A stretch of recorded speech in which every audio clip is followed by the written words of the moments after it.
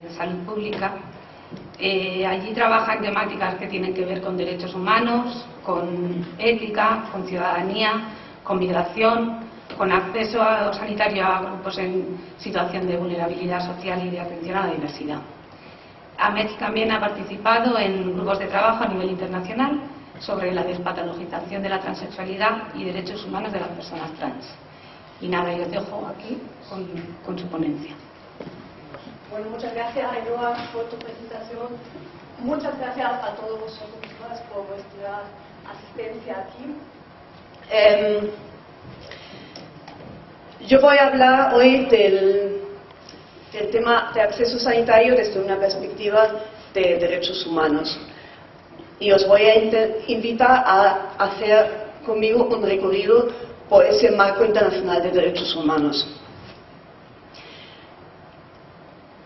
Me gustaría empezar situando un poco de por qué hemos considerado interesante introducir ese tema hoy en el marco de estas jornadas. Como ya Carmen y Ainhoa han introducido, estamos en un momento de reestructuración del sistema sanitario público que se trata dentro de ese contexto de crisis económica y social que estamos viviendo. Y las diferentes medidas que se están llevando a cabo han provocado una amplia movilización ciudadana en la que se están debatiendo los diferentes temas que son relevantes en ese proceso de cambio. Y dentro de esos diferentes aspectos de modificación ha tenido relevancia también los cambios relacionados con el acceso sanitario. Y ya antes se ha mencionado un decreto que ha tenido especial importancia, que es el Real Decreto Ley 16/2012, que se aprobó, que se publicó el año pasado en abril. Y como ya han comentado, porque de alguna forma introduce un cambio en el sistema sanitario público español, en el sentido de que si a lo largo de las últimas décadas, de forma progresiva, en el contexto español se ha establecido un principio de universalidad en el acceso sanitario a través de diferentes leyes y específicamente a partir del 2000 con la Ley Orgánica 4/2000, la así llamada Ley de Extranjería, donde se daba el paso ya a un acceso sanitario en igualdad de condiciones entre a todas las personas empadronadas en el contexto español en independencia de su nacionalidad o estatus administrativo. El Real Decreto Ley rompe con este principio de universalidad, como todos sabemos, introduce un principio de aseguramiento en la que el acceso a la tarjeta sanitaria depende de cumplir los requisitos de la condición de asegurado beneficiario, y como todos sabréis, un colectivo que ha sido especialmente afectado, entre otros colectivos, ha sido el colectivo de personas con nacionalidad extranjera en situación no regulada, que ven limitado su asistencia sanitaria a los procesos de urgencia, embarazo, parto y posparto. Cuando se publicó el Real Decreto Ley, tuvo lugar una amplia contestación por parte de asociaciones profesionales y organizaciones civiles. Aquí he puesto solo unos pocos. Bueno, hemos hecho una revisión, hemos encontrado más de 60 solo a nivel estatal y autonómico, sin contar las iniciativas locales, entre ellas la mesa de la que formamos parte, ¿no? Entonces, en las múltiples declaraciones, manifiestos que han publicado estas organizaciones sociales, pues se nombran diferentes argumentos para rechazar el Real Decreto Ley, y entre esos argumentos también se nombra una perspectiva de derechos humanos, bajo el argumento que el acceso sanitario es un derecho humano. Y de alguna forma, ese argumento pues nos remite a algunas preguntas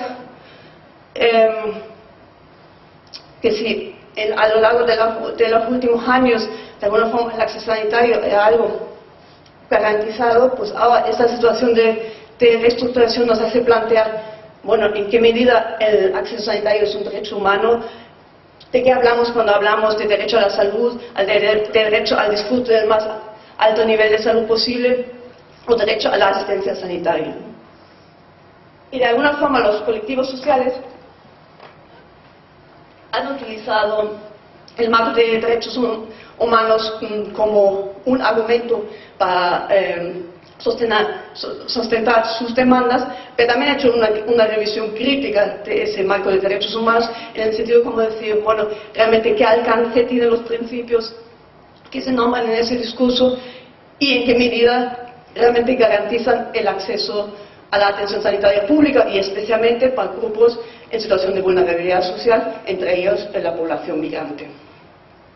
Entonces, os voy a invitar hacia un recorrido por un amplio campo de documentos estratégicos, de los que voy a nombrar solo algunos, y bueno, nombrar que de alguna forma los diferentes documentos que hay a nivel internacional se diferencian, ¿no? Tanto respecto a su formato, hay declaraciones, hay pactos, convenciones, respecto a su alcance, si tiene un carácter vinculante o no, respecto a la terminología usada, y también encontramos documentos generales que nombran el derecho a la salud, el derecho a la asistencia sanitaria, y documentos que están enfocados a diferentes colectivos sociales, entre ellos la población migrante. Entonces, en ese recorrido me gustaría invitaros a prestar especialmente la atención a la terminología usada, ¿no? Porque de alguna forma esos diferentes conceptos que se manejan pues nos indican, ¿no?, de qué margen tenemos para utilizar los discursos de derechos humanos como argumento de defensa de la sanidad pública. Bueno, nombrar la Declaración Universal de Derechos Humanos, allí se habla del derecho a un nivel de vida adecuado y entre los aspectos que nombra también está la salud y el bienestar y el derecho a la asistencia médica y los servicios sociales necesarios. Hay otro documento relevante a nivel internacional que sería el Pacto Internacional de Derechos Económicos, Sociales y Culturales, y ahí se habla del derecho al disfrute del más alto nivel posible de salud física y mental.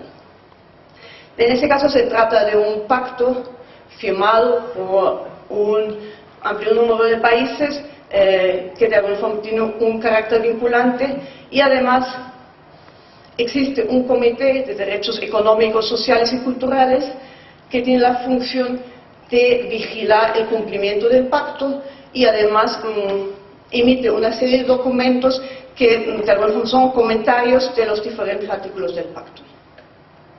Entonces, en el 2000 ese comité publicó un comentario sobre ese aspecto del derecho al disfrute del más alto posible nivel de salud. Y ese comentario lo voy a comentar más en detalle porque nos aporta algunos claves respecto a las cuestiones que aquí nos pueden interesar. En ese comentario la salud se define como un derecho humano fundamental. El derecho a la salud incluye, desde esa perspectiva, tanto el derecho al acceso sanitario como el acceso a determinantes básicos de la salud. Ahí nombra algunos de esos determinantes como el acceso a agua, saneamiento, alimentación adecuada, vivienda, condiciones sanas en el trabajo, en el medio ambiente, educación, información. Desde la idea de que el derecho a la salud no es un derecho separado, es un derecho inclusivo que tiene mucho que ver con otros derechos. Y nombra como elemento esencial la participación ciudadana. Ese comentario también nombra algunos elementos que son relevantes para ese derecho a la salud, entre ellos la disponibilidad de prestaciones y servicios, la accesibilidad, tanto en el sentido de una accesibilidad geográfica como una accesibilidad económica, y también accesibilidad en el sentido de acceso a la información. Habla también de la aceptabilidad en el sentido de una aceptabilidad cultural, un aspecto que, si pensamos en la atención a la población migrante, pues tiene especial importancia, y nombrar también la calidad, que eso yo creo que en un momento de crisis económica pues también es un aspecto interesante, porque bueno, podemos pensar no solo es importante el derecho al acceso, sino también el acceso a una atención sanitaria de calidad. Bueno, si pensamos en ese concepto del derecho al disfrute del más alto posible nivel de salud, bueno, suena muy bien, suena casi un poco utópico, ¿no? De alguna forma pone el listón muy alto, ¿no? Y el Comité de Derechos Económicos, Social y Cultural es consciente de eso. Y por eso en ese comentario nombra de que tiene conciencia de que en el momento actual en el mundo existen obstáculos estructurales para el pleno alcance de ese derecho, ¿no? Si pensamos en las desigualdades a nivel global, si pensamos en diferentes niveles de acceso a la atención sanitaria, incluso a la atención sanitaria básica en diferentes regiones del mundo, pues es complicado, digamos, de hablar de un pleno derecho al disfrute del más alto nivel de salud. Pero sí, el comité establece que los estados que han firmado el pacto tienen de alguna forma la obligación de procurar una aplicación progresiva de ese derecho, ¿no? Y habla como de algunas obligaciones básicas, entre otros, pues la atención sanitaria y el acceso a medicamentos básicos, la no discriminación e igualdad en el derecho de acceso, que sea el nivel de atención sanitaria que haya, pero que no se diferencie entre diferentes grupos de población, la protección específica de grupos vulnerables, y dice que en general pues se supone que no se permiten medidas regresivas, y en caso de que sean necesarias solo se permiten después de un examen exhaustivo de alternativa, ¿no? Lo tenéis allí en la cita. Es interesante también apuntar de que ese documento hace una referencia explícita al colectivo de inmigrantes en situación no regulada. Se dice literalmente que los estados tienen la obligación de respetar el derecho a la salud y de abstenerse de negar o limitar el acceso igual de todas las personas, incluyendo a diferentes colectivos, entre ellos los migrantes en situación no regulada, y a todos los servicios de salud, incluyendo salud preventiva, curativa y paliativa. Yo a lo largo os voy a comentar, voy a hacer siempre mención como a convenciones y documentos generales, y tomar como ejemplo el tema de los inmigrantes, por un lado, por esa situación actual que tenemos aquí, por el Real Decreto de Ley, pero también porque creo que un colectivo al que no de antemano se le ha garantizado el pleno disfrute del acceso sanitario es especialmente interesante para pensar en general sobre el derecho a la salud, ¿no? Porque de alguna forma es como en la margen de ese derecho desde un colectivo que justo no ha tenido el pleno acceso. Bueno, como último, comentabas que en ese documento se hace también referencia al tema de la privatización, un tema en el que no voy a profundizar yo, pero es interesante hacer referencia a que también lo nombra. Bueno, como he dicho, el Comité de Derechos Económicos, Sociales y Culturales tiene la función de vigilar el cumplimiento del pacto, hace unos procesos de revisión periódica en los diferentes países, y en el 2012 le tocó al Estado español. Entonces, en ese proceso, el gobierno español presenta un informe. En ese caso también diferentes organizaciones civiles han presentado otro informe sobre el estado de situación en el contexto español, y Amnistía Internacional presentó un tercer informe. Entonces el comité, revisando ese informe y haciendo su proceso de revisión, después publica un informe con reflexiones y recomendaciones finales. Si bien los informes del Estado español y de las organizaciones civiles han sido con anterioridad al Real Decreto Ley, la respuesta del Comité de Derechos Económicos, Sociales y Culturales ha sido justo después de su aprobación.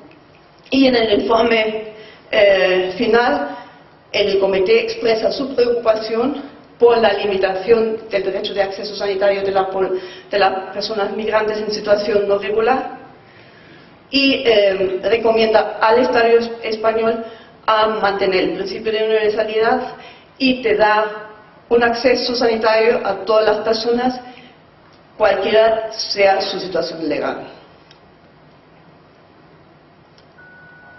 Bueno, si el Pacto y la Declaración Universal de Derechos Humanos han sido documentos generales, a nivel internacional también hay documentos específicos que hacen referencia al colectivo de las personas migrantes, entre ellos la Convención Internacional sobre la Protección de los Derechos de todos los trabajadores migratorios y sus familiares del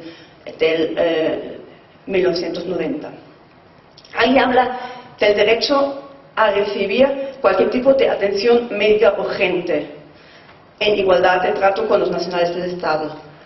Y os quiero llamar la atención de que aquí habla de atención médica urgente.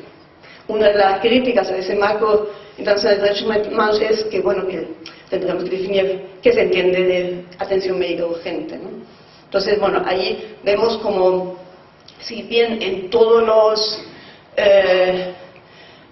los documentos internacionales las personas migrantes en situación no regulada están implícitamente incluidas, en algunos documentos se refieren explícitamente, pero digamos no siempre se garantiza un acceso sanitario a todos los niveles. Bueno, a nivel internacional, aparte de esos documentos aprobados por la Asamblea de Naciones Unidas, hay otro conjunto de documentos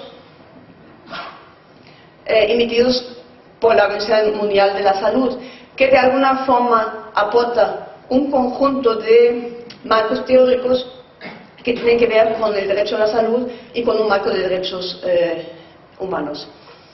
Bueno, en primer lugar, nombrar el texto de constitución de la Organización Mundial de la Salud, donde está esa famosa frase de la salud es un estado completo de bienestar físico, mental y social, y no solamente la ausencia de enfermedades, y que el goce del grado máximo de salud es uno de los derechos fundamentales. Después, la Organización Mundial de la Salud ha desarrollado un enfoque de salud basado en los derechos humanos que hace referencia a esos tratados que recién hemos visto y que parte de una relación multidimensional entre la salud y los derechos humanos. Por un lado, podemos decir que una vulneración de los derechos humanos tiene un impacto negativo en la salud. Podemos decir, bueno, el acceso sanitario es un derecho humano, y también una atención sanitaria que respeta principios como la participación, la no discriminación, el derecho a la información, contribuye a una promoción de los derechos humanos. Otro modelo teórico sería el modelo de determinantes sociales de la salud, que si os acordáis antes, cuando hablamos del comentario del Comité de Derechos Económicos, Sociales y Culturales, ya se nombró la importancia de tener en cuenta esas determinantes sociales, que quiere decir que, bueno, que se entiende que la salud no es un proceso totalmente individual, fisiológico, sino depende de múltiples circunstancias sociales de la persona, circunstancias sociales como el acceso al trabajo, el acceso a una vivienda adecuada, pero también medidas más globales como las políticas sanitarias y sociales del país, ¿no? Y en ese marco el acceso sanitario se define como un determinante social de la salud, ¿no? Como un aspecto que puede aumentar o disminuir las desigualdades en salud. Y en tercer lugar, por parte de la Organización Mundial de la Salud, se habla de un concepto de cobertura universal o atención sanitaria universal. Y bueno, me parecía bastante clarificador este gráfico, donde de alguna forma dice, bueno, la atención sanitaria pública o el gasto público puede tener una proporción menor o mayor dentro del gasto total en salud. Y de alguna forma la Organización Mundial de la Salud, dentro de ese concepto de cobertura universal, pues pone como meta pues ampliar ese porcentaje y ampliarlo en 3 dimensiones. Por un lado, respecto a quién está asegurado, que sería nuestro tema del acceso sanitario. Luego, en la dimensión de profundidad, qué prestaciones están incluidas, ¿no?, que sería la cartera de servicio. Y en el eje vertical, en qué proporción están cubiertos los costes, ¿no?, que sería todo el tema de copago y tal. Me parece interesante que de alguna forma la OMS establece ese concepto de cobertura universal como progresivo, ¿no? Y luego establece unos mínimos y en base a esos mínimos decía, bueno, si un país lo cumple o no, ¿no? Pero así con esa idea de que es un concepto en aumento, igual que hablamos antes de ese principio de aplicación progresiva. Bueno, si nos vamos al contexto europeo, también aquí podemos encontrar muchísimos documentos, tanto generales como enfocados a grupos de población específicos. También aquí podemos hacer ese análisis respecto a formatos, a alcance, respecto a la terminología usada y si se trata de documentos generales o específicos. He puesto algunos documentos, entre ellos la Carta Social Europea, el así llamado Convenio de Oviedo y la Carta Europea de Derechos Fundamentales. Aparecen también diferentes definiciones y diferentes usos de terminología.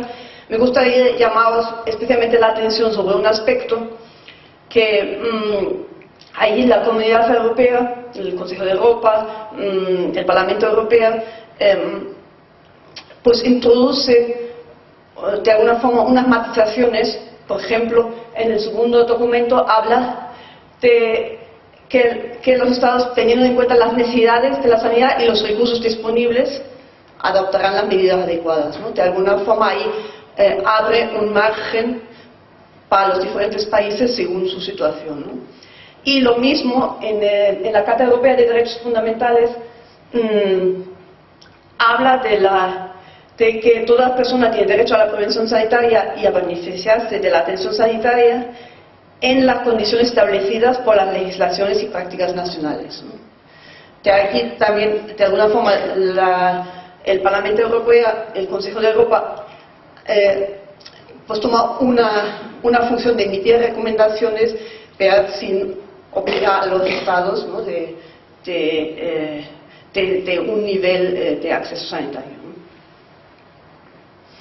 También encontramos diferentes recomendaciones del Consejo de Europa, del Parlamento Europeo, respecto a los derechos de las personas migrantes y específicamente hay una resolución del Parlamento Europeo en la que se nombra sobre la reducción de las desigualdades en salud, en la que se hace referencia a los grupos más vulnerables, incluidos los migrantes indocumentados. Ahí habla del derecho a un acceso equitativo a la asistencia sanitaria y pide a los Estados miembros que examinen la viabilidad de apoyar la asistencia sanitaria para los migrantes en situación irregular. Entonces, bueno, podemos preguntarnos cómo es en concreto la situación en diferentes países europeos y específicamente en comparación con la situación en el contexto español. Y respecto a ese tema, hay un gran número de informes realizados mayoritariamente con anterioridad a la situación económica, de crisis económica y de procesos de reestructuración actual. Esos informes hacen un análisis de la situación de los derechos legales de acceso sanitario de la población migrante en situación no regulada en diferentes países europeos. Y revisan también las barreras en el acceso sanitario efectivo, porque incluso en países donde las personas migrantes en situación no regulada tienen acceso sanitario a una atención sanitaria pública, pues hay otras barreras en que se haga efectivo ese acceso, ¿no? Diferentes barreras administrativas, culturales, lingüísticas. También revisan los riesgos de salud relacionados con la falta de acceso y emiten recomendaciones. He puesto aquí solo algunos pocos de esos informes, ¿no?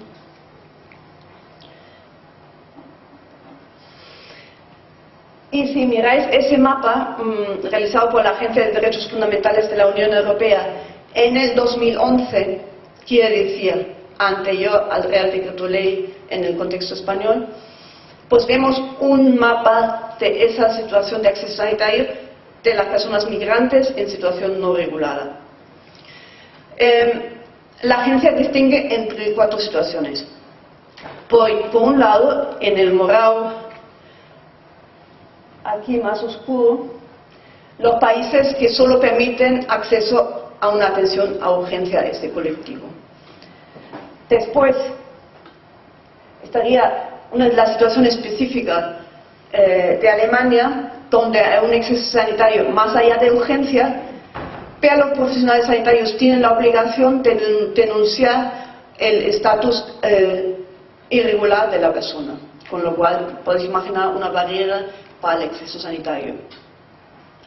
Después tenemos países como el Reino Unido, donde hay acceso a atención por urgencias y atención primaria, y países como Italia, donde el acceso es a urgencias y atención hospitalaria. Y después países, entre ellos Portugal, Francia, Holanda, Bélgica y el Estado español anterior al Real Decreto Ley, donde se permite el acceso sanitario de la población migrante en situación no regulada a todos los niveles de la atención sanitaria. Bueno, si hoy hiciéramos ese mapa habría cambiado respecto al contexto español. Pues teniendo en cuenta esa variabilidad de acceso sanitario, esos diferentes informes emiten recomendaciones, y viendo que de alguna forma es complicado cuando la población tiene acceso solo a un nivel sanitario, por ejemplo solo a urgencias o solo a urgencias y otro nivel, recomiendan de que las personas migrantes, en independencia de su situación administrativa, tengan acceso a la cobertura pública de todas las prestaciones, de todos los niveles asistenciales, a los sistemas de reembolso y copago en igualdad de condiciones que el resto de la población. Y que ese acceso sanitario sea a todos los niveles de atención, no solo a urgencia. Y además se recomienda un cese de un control migratorio en el ámbito sanitario. Y también proponen medidas de mejora en el acceso sanitario efectivo, que sería como el segundo paso. Bueno, teniendo en cuenta ese mapa, para finalizar me gustaría volver al contexto español y andaluz. Decía, bueno, ¿cuál es el momento actual? Hace unos meses, concretamente 3 meses después de la entrada en vigor de esa limitación del acceso sanitario que introduce el Real Decreto Ley, que fue el 1 de septiembre, pues a 3 meses del 1 de septiembre, Médicos del Mundo publicó un informe y un mapa que lo llama es el semáforo de la aplicación de la reforma sanitaria, donde retrata el grado de aplicación del Real Decreto Ley en las diferentes comunidades autónomas, porque como todos sabéis, no todas las comunidades autónomas han decidido aplicar el Real Decreto Ley tal cual. Distingue 3 situaciones. Por un lado, lo que está puesto aquí en verde, que serían aquellas comunidades autónomas que han decidido no aplicar el Real Decreto Ley y introducir medidas para garantizar el acceso sanitario de la población migrante en situación no regulada, entre ellas Andalucía. En segundo lugar, en amarillo, aquellas comunidades autónomas que aplican el Real Decreto Ley, vea que han establecido una serie de procedimientos para permitir un acceso sanitario para la población migrante en situación no regulada, más allá de los límites establecidos en el Real Decreto Ley, ¿no? Con diferentes grados, ¿no? y trámites. En rojo, aquellas comunidades que aplican el Real Decreto Ley tal como se establece, con la limitación del acceso sanitario a urgencias y el proceso de embarazo, parto y posparto. En ese informe también se revisan las dificultades que ha habido en la puesta en práctica, incluso en aquellas comunidades que han decidido seguir prestando atención sanitaria a las personas migrantes en situación no regulada, y registra también algunos incidentes en el contexto andaluz, aunque decimos que han sido como menores y que se han podido resolver, ¿no? Con ayuda de las organizaciones civiles. También hace una mención de que, que las diferentes comunidades autónomas han emitido diferentes tipos de normativas o documentos, y que de alguna forma son justo las comunidades autónomas que aplican las que de alguna forma han publicado más documentos de regulación, mientras en otras comunidades donde se sigue, pues por ejemplo en Andalucía se realizó un circular interno para los centros de salud, se transmitió en la prensa, pero de alguna forma pues en ese informe pues se plantea la duda si no hay una situación de desinformación de la ciudadanía, ¿no? Entonces, desde la Mesa de Sanidad Pública, cuando de alguna forma supimos que en Andalucía se seguía prestando atención sanitaria, de alguna forma, dijimos que una de nuestras reivindicaciones de alguna forma se había cumplido. Nos planteamos si tenía sentido seguir funcionando como mesa, y como ya han comentado Carmen y Ainhoa, pues vimos muchas razones por las que seguir, ¿no? Y una de las razones sería también una cierta vigilancia si realmente las personas migrantes tienen ese acceso que en Andalucía se les garantiza, ¿no? Decía también que la continuidad de la asistencia sanitaria a población migrante en situación no regulada en Andalucía de alguna forma está en coherencia con la legislación actual en Andalucía.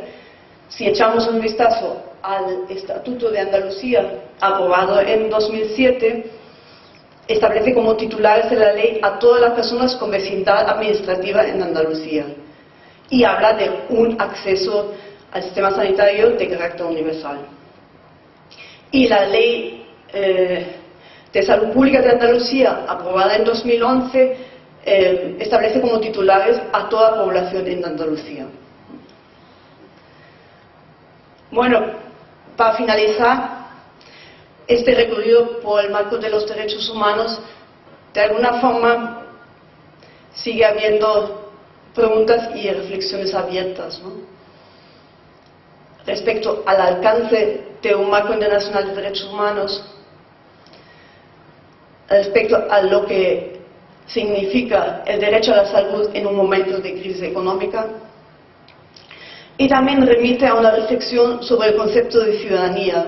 Si la ciudadanía sigue vinculada a ese concepto del Estado-Nación, o si en esa legislación sanitaria se aplica un concepto de ciudadanía como en el marco teórico contemporáneo se ha ido manejando como toda persona que convive en un espacio determinado con todas las obligaciones y derechos como ciudadano. Con eso me gustaría finalizar y espero que tengamos un vivo debate sobre esas cuestiones. Muchas gracias.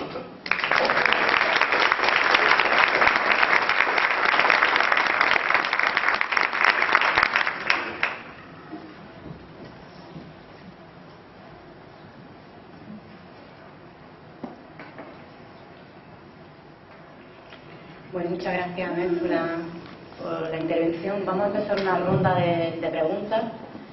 y después tendrá lugar otra intervención.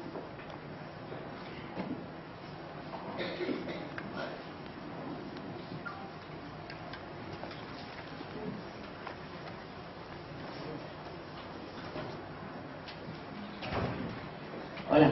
No, yo simplemente, vamos, agradecerte tu intervención, que me parece que ha parecido estupenda y aclaratoria, pero como ampliación, un poco que no se nos quede solo el concepto de que el Real Decreto Ley limita la asistencia a los inmigrantes ilegales. A mí me parece que es muy importante también para los defensores del sistema público entender que lo que hace es romper el sistema sanitario público tal como lo conocemos. Evidentemente, la desatención a los inmigrantes también vulnera a un sector de la población especialmente débil. Pero que el concepto global es muy grave. O sea, hemos pasado de un sistema universal, donde toda la población, por el hecho de residir en un territorio, tiene derecho a la asistencia sanitaria, a pasar a un sistema donde solamente tienen derecho aquellos que están asegurados. Entonces, de hecho, también se da circunstancia de ciudadanos que son españoles y tal, pero que por tener más de 26 años y no estar asegurados, pierden la atención sanitaria, salvo que demuestren que son indigentes prácticamente. Es decir, simplemente como ampliación de información, que se ha roto, el Real Decreto ha roto algo tan importante como el concepto de sistema sanitario universal.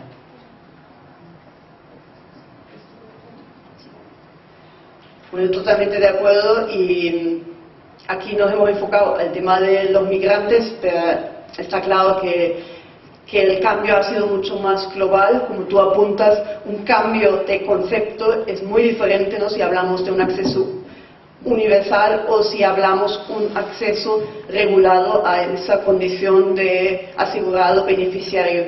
Y casi también por nombrar otros colectivos afectados, ¿no?, que luego en agosto de 2012, con el decreto que regula la aplicación del Real Decreto Ley respecto a los mayores de 26 años, se ha puesto como ese requisito del límite de ganancia, que de alguna forma ha dado un margen para que esas personas que no han cotizado antes sí pueden tener acceso. Pero, como tú dices, ya el acceso no está dado, sino tiene que hacerse un trámite y podemos contarnos con aquellos colectivos o aquellas personas que pueden quedarse allí excluidas, ¿no? Y de hecho es también una de nuestras funciones como de recoger situaciones, ¿no?, de personas que se encuentran con esas dificultades, ¿no? Decía también que, bueno, que las personas procedentes de otros países de la Comunidad Europea, que de alguna forma están en una situación más protegida a nivel de derechos, de estancia y tal, también respecto al acceso, pero también allí podemos encontrarnos con grupos de personas que pueden tener dificultades en el acceso sanitario. Y sin olvidar decirnos que el Real Decreto Ley introduce más medidas, como todos sabéis, también respecto a la cartera de servicios, respecto al copago, que aquí no hemos nombrado.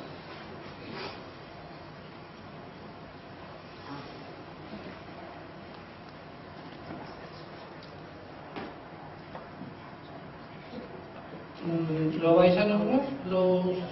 En resumen, el Real Decreto en qué consiste, por lo menos esquemáticamente, yo no lo conozco y creo que sí sería importante saberlo.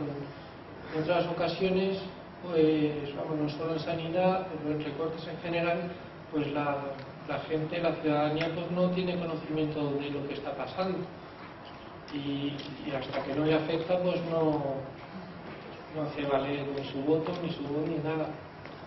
Entonces, aunque ahora mismo en Andalucía o en Granada pues no tenga efecto, a lo mejor ya lo está teniendo, pues si podéis contar un poco de forma esquemática en España, pues en qué consiste el Real Decreto y en qué afectaría también en Andalucía.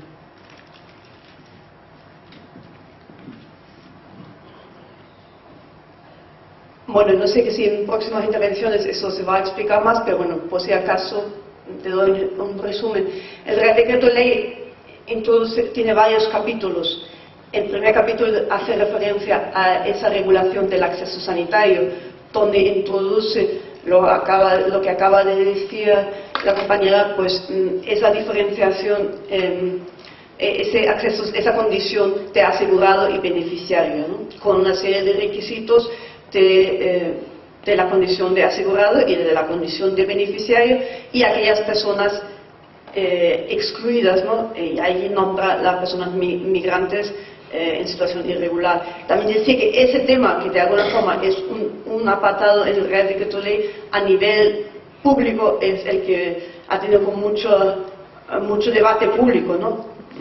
Un poco dejando a la sombra las otras medidas, ¿no? Hay un capítulo que tiene que ver con la cartera de servicios, quiere decir aquello que cubre el Sistema Nacional de Salud. No olvidemos que en el Estado español hay una parte del presupuesto sanitario que se cubre a nivel nacional, y luego otra parte del presupuesto sanitario que cubren las autonomías, ¿no? Entonces, esas prestaciones generales, pues ahora se hace una diferenciación entre prestaciones generales y prestaciones suplementarias, ¿no? Y eso, por ejemplo, ha afectado especialmente el grupo de personas con necesidades por discapacidad, etc., ¿no? Después hay un capítulo que habla de la prestación farmacéutica, donde regula el tema de los copagos, de los fármacos incluidos o no incluidos. Y después hay otros apartados que tienen que ver con la regulación de las profesiones sanitarias, ¿no? Es decir que, bueno, aquí también en Andalucía se aplica el Real Decreto de Ley. Lo que el Gobierno de Andalucía ha decidido es seguir prestando la atención sanitaria a la población migrante, ¿no? Digamos, ese punto específico, ¿no?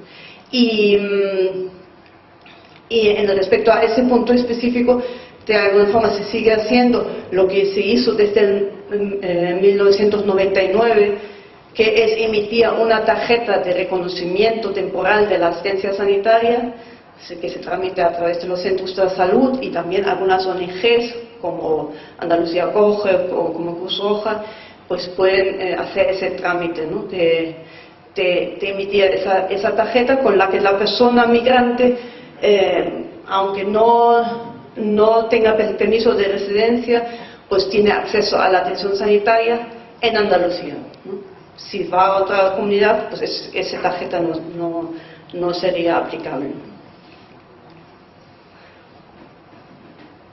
Y sí, vamos, cuando se publicó el Real Decreto Ley, pues dimos varias charlas justo enfocado al tema del Real Decreto Ley, ¿no? Aquí lo he nombrado un poco de refilón, un poco también presuponiendo, bueno, ya todo el mundo lo conoce, pero es cierto que no es complicado, ¿no? Desde un punto de vista de la ciudadanía, porque no conocemos todas esas medidas tan en profundidad, ¿no? Y sí hemos detectado una cierta desinformación, ¿no? Y bueno, una necesidad de una mayor información, mayor explicación, ¿no? de las medidas concretas y cómo nos afectan. Una pregunta más y empezamos con la otra intervención. Simplemente era para completar un poco la explicación de Amex. Es cómo está afectando en Andalucía. Pues el repago está afectando sobre todo a los pensionistas y a los activos, que han subido los porcentajes de aportación al tema de los medicamentos. Y luego hay cosas que están pendientes, que es la cartera básica que se va a crear como tal, que se va a aplicar, y fuera de esa cartera básica pues va a ser una serie de prestaciones que hasta ahora aquí han sido gratuitas, como es el transporte público no urgente, como es el material ortoprotésico, que eso es lo que estamos pendientes, que no sabemos si al final se va a aplicar o no esos recortes que vienen en el Real Decreto. Y dentro de esa regulación también está pendiente de puesta en marcha una especie de mutua, por llamarla de alguna manera, en que ahí ya habla de unas cuotas de aseguramiento para aquellas personas que se quedan fuera, que ahí estarían no solo incluidas los migrantes, sino la población mayor de 26 años que se queda sin cobertura sanitaria, pues porque no está trabajando, se queda fuera del paro, ¿no? Simplemente era para acabar un poco de aclarar la situación en eso. Es cierto que lo que hoy aquí es el repago, aunque quizás ha trascendido poco no ha habido un movimiento ciudadano de protesta y tal, pero eso se está haciendo ya, ¿eh? Los pensionistas, prácticamente la mayor parte de los pensionistas están cotizando, están contribuyendo al gasto farmacéutico. Gracias. Vale, muchas gracias. Empezamos con la otra intervención.